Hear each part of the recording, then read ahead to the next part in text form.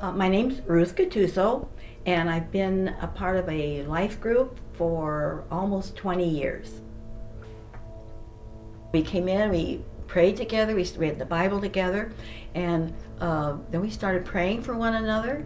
And I think as the praying started, that's when we started to open up and share some of the things within our lives that perhaps we wouldn't have shared with someone else.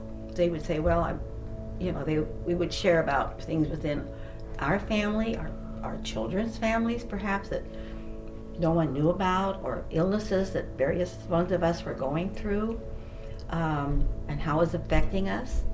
We knew it was not going outside of that room. That between the 6 or 8 of us, however many were there, what we said was between us and the Lord, and we knew that. We had that trust on one another. In today's world, there's not much trust in anything. It's just not there.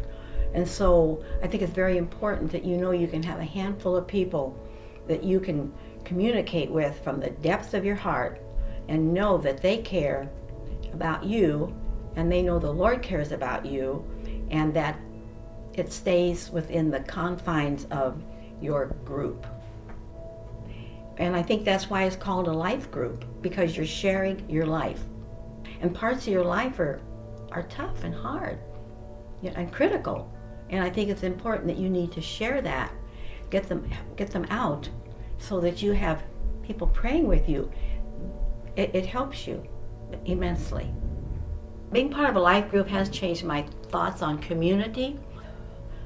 In a large congregation, you can get lost because it's just like, well, we go to church, we hear it, we go home.